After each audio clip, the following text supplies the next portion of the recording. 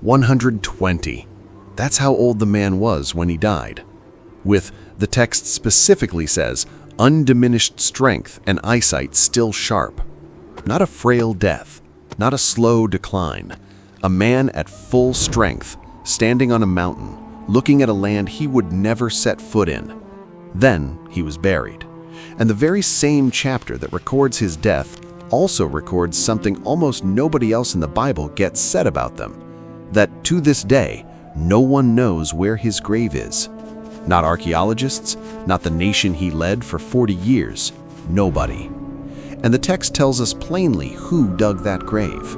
We'll get to who, and why the answer changes everything about why it's still missing. Start with the text itself, Deuteronomy 34, verses 5 and 6. So Moses, the servant of the Lord, died there in the land of Moab, according to the word of the Lord. And he buried him in a valley in the land of Moab, opposite Beth Peor, but no one knows his grave to this day. Read that again. He buried him. Not Joshua, not the priests. God himself personally is recorded as the one who dug the grave, the only burial in all of Scripture where the text names God as the one holding the shovel. Here's the anchor phrase, the 7 words sitting at the center of this entire mystery. No one knows his grave to this day. Remember that phrase. It comes back, and it's still true right now, 3,000 years later. Picture the summit of Mount Nebo at dawn, wind cutting across exposed rock, the Jordan Valley spread out below in the early light. Moses climbs it alone. From the top, Deuteronomy says God shows him the entire promised land in a single sweep. Gilead, the territory of Dan, the hill country of Naphtali and Ephraim, all the way to the Mediterranean in the distance.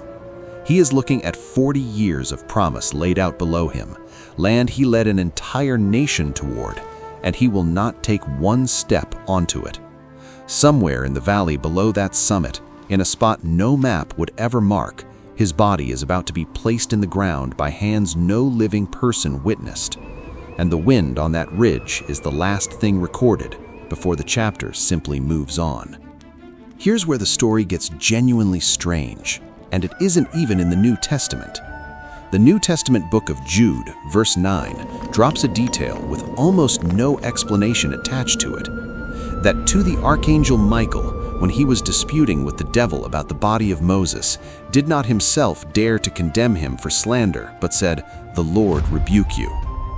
An archangel and Satan in open dispute over the physical location of one buried man. The most widely held explanation among scholars for nearly 2,000 years is unsettling in its simplicity. If the grave's location had ever become known, there was a real danger Israel would turn that site into a shrine. A nation God had spent 40 years correcting for idol worship, kneeling at the grave of the man who led them out of Egypt. Whatever the full nature of that dispute actually was, the outcome recorded is the same one Deuteronomy already gave us. The location stayed hidden, permanently. Here's the turn. For 3,000 years, the tomb stays sealed off from human knowledge. No inscription, no pilgrimage site with any real historical claim. Even the ancient historian Josephus, writing centuries later, records a tradition that Moses simply vanished into a cloud on that mountain. Specifically, he says, so people wouldn't be tempted to claim Moses never died at all, and instead ascended to God by his own virtue. Then, centuries after that, Matthew chapter 17, Jesus takes Peter, James, and John up a mountain, and he is transfigured before them, his face shining like the sun. Standing beside him, talking with him, are 2 men, Elijah and Moses. The man whose grave nobody could find, whose body was disputed between an archangel and the devil, whose location had been erased from human memory for over 1,000 years by that point, standing on a mountain, alive, in conversation with the Son of God. The hiding was never really about erasing Moses. It was about God not being finished with him yet. So the anchor comes back around. No one knows his grave to this day. Written 3,000 years ago, and still, right now, completely accurate. No archaeological expedition has ever recovered it. No satellite survey, no inscription. The valley opposite Beth Peor has kept its secret longer than most nations on Earth have existed. And maybe that's the actual point buried underneath the mystery. Moses' story was never supposed to end in an unmarked grave in Moab. It ended on a mountain, centuries later, standing next to Jesus. So here's the question worth sitting with. If God hides something specifically to protect it from being turned into an idol, what does that tell you about the things in your own life you've been tempted to worship instead of the God who gave them?